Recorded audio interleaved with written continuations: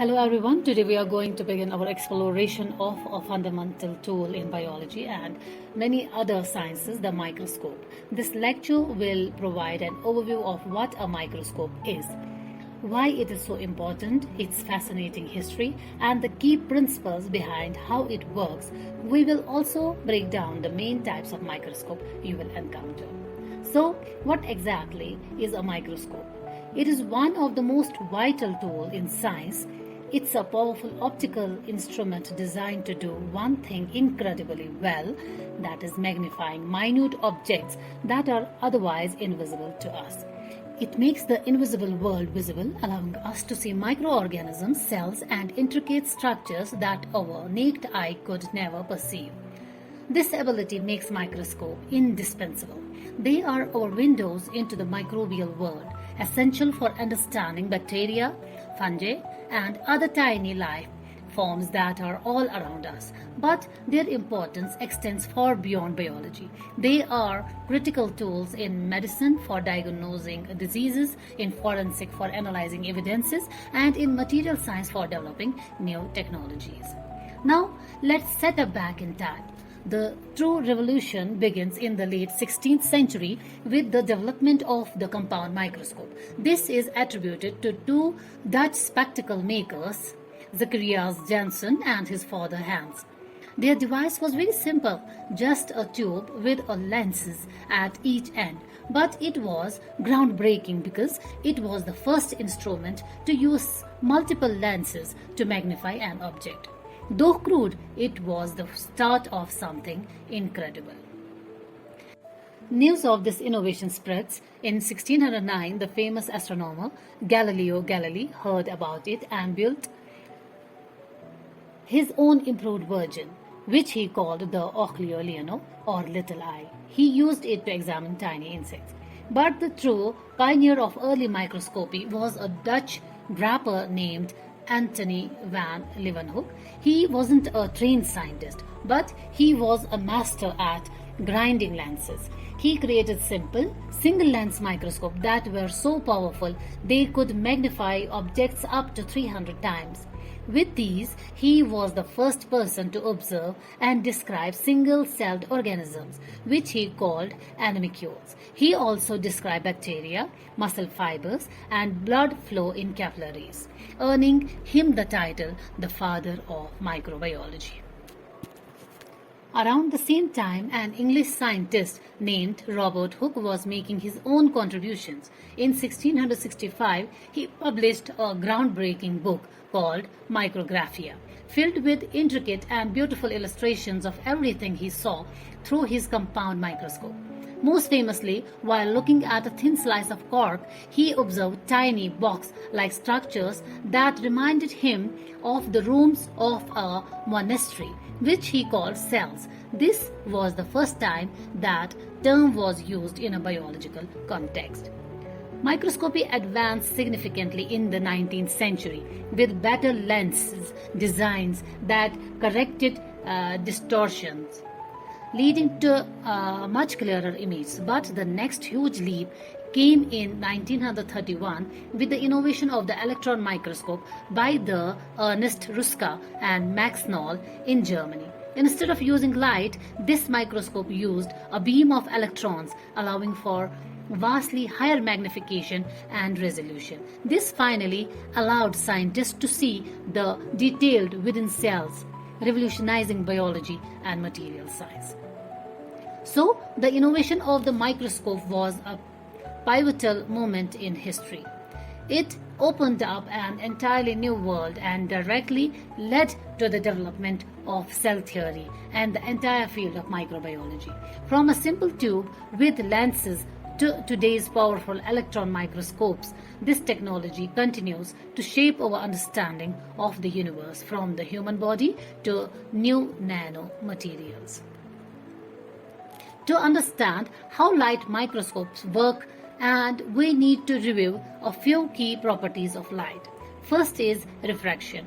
Light bends when it passes from one medium like air into another like glass or water. This bending occurs at the interface between the two substances. The amount of banding is determined by the refractive index of a material. This measures how much a substance slows down light. A higher refractive index means more banding. So, when light moves from air into glass, which has a higher refractive index, it slows down and bends towards the normal line. Conversely, when it moves from glass back into air, it speeds up and bends away from the normal. You can see this effect clearly in a prism. A prism bends light because of the difference in refractive index between the glass and the air. For this bending to happen, the light must strike the surface at an angle. Now, think of a lens as a series of tiny prisms all working together. A convex lens like the one in a magnifying glass take parallel rays of light and bends them so they all focus on a single point. This is called the focal point. The distance between the center of the lens and this focal point is called the focal length. This is key concept. A shorter focal length means a stronger magnification power. Our eyes have a natural limitation. We can't focus clearly on any object that is closer than about 25 centimeters or 10 inches. This is where a magnifying lens comes in. By placing a convex lens between our eye and an object, we can bring that object into a focusable range. The lens produces a larger, clearer virtual image of the object, effectively magnifying it for us. Now that we understood the basis of light and lenses, we can categorize all microscopes into two fundamental types: the light microscope and the electronic microscope. Let us compare them. The first difference is in the lenses. A light microscope uses glass lenses to focus visible light, and an electron microscope uses electromagnetic lenses to focus a beam of electrons. Their magnification power is vastly different. A standard light microscope can magnify up to about 1500 times, but an electron microscope can achieve magnification of up to 2 lakh times or more. But magnification is useless without resolution, the ability to see two distinct points as separate. The resolution limit of a light microscope is about 0.5 micrometers. For an electron microscope, it's about 1 nanometer. That's 500 times better. This is why we can see ultra-fine details with electron microscopes only. This power comes with trade-offs. Light microscopes can often view living specimens in their natural, real color. Electron microscopes, because they require a vacuum and involve intense energy, can only view dead, specially prepared specimens. The images are always black and white, though we sometimes add colors later for clarity. Now let us focus back on light microscopy. Its principle is simple. It uses visible light as its source. Optical lenses bend these light waves to enlarge the image of a specimen placed on the stage. Now, magnification. What is magnification? Magnification is simply a measure of how many times larger the specimen appears compared to its actual size. A basic light microscope with a single lens is just a magnifying glass. But all modern microscopes are compound microscope, meaning they used a combination of lenses, typically an eyepiece lens, an objective lens, and a condenser lenses, to achieve higher magnification and better resolution. Because light is transmitted through the specimen, it's also often called a transmission light microscope. The image is formed based on how the specimen absorbs, transmits, diffracts and refracts the light. There are several specialized types of light microscope. The most common one is the bright field microscope. You have probably used one. The entire field of view is brightly lit and the specimens appear dark because they absorb some of that light. A dark field microscope. This produces the opposite effect. The background is dark and only the light scattered by the specimen itself is visible, making objects appear brilliantly bright against the dark backdrop. It's great for viewing very thin and transparent cells. The phase contrast microscope. It is a brilliant solution for viewing living transparent cells without staining them. It works by converting subtle changes in the phase of light waves caused by differences in cell density and thicknesses into changes in brightness that we can see. This makes the detail of living cells clearly visible. Now finally, the fluorescence microscope. In this case, the specimen itself becomes the light source. We either use naturally fluorescent material or more commonly we stain specimens with special fluorescent dyes. The microscope uses a high energy light to excite these dyes, causing them to emit a lower energy light of the specific color, making specific structures glow brightly against a dark background. Now, electron microscopy.